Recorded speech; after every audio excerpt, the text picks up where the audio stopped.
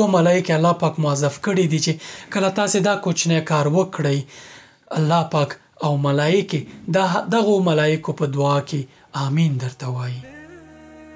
رسول الله صلی الله علیه وسلم ته یوه ورځ یو صحابي راغی او ورته یې ویل چې پخوا مې داسې بشاش او په خندان څېره کم لیدلی، خیرت خو به یې، څه قیصه ده؟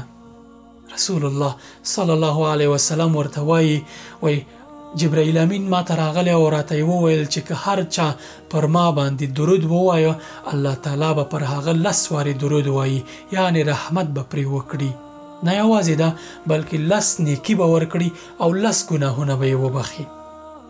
تر دې لا پسې مهمه، رسول الله صلی الله علیه وسلم په یو بل حدیث مبارک کې فرمایي چې الله تعالی 2 ملایکې موظف کړي، مسؤلیت ورته سپارلی دی. هر هغه څوک چې په ما باندې درود یو ځل ووایي دغه ملایکې دواړه ورته وایي چې غفر الله لک، الله پاک دې تا ته بخښنه وکړي، الله پاک دې ستا له ګناهونو تیر شي. پوهیږئ الله پاک او ټولې ملایکې پرې آمین وایي. سبحان الله، الله اکبر. څومره لویه خبره ده، په څومره کوچني کار باندې موږ یوازې په رسول الله صلی الله علیه وسلم باندې یو ځل درود وایو، 2 ملایکې موږ ته دعا کوي چې الله پاک دې درته بخښنه وکړي او د دې ټولو کائناتو مالک او خالق الله عز وجل موږ ته آمین وایي.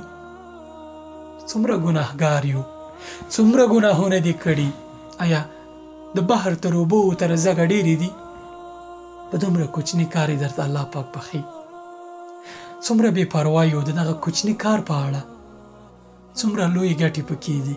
باور وکړئ هر هغه انسان چې که غواړي د الله تعالی رحمت پرې راوورېږي درود شریف دی وایي، د ذکر په توګه دی وایي، همیشه دی وایي، د نورو ذکرونو تر څنګ دی درود شریف د خپل ذکر په توګه عادت کړي.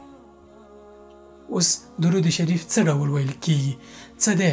په خپله رسول الله صلی الله علیه وسلم د همدې سوال ځواب کړی دی. اللهم صل علی محمد وعلى آل محمد كما صليت على إبراهيم وعلى آل إبراهيم إنك حميد مجيد.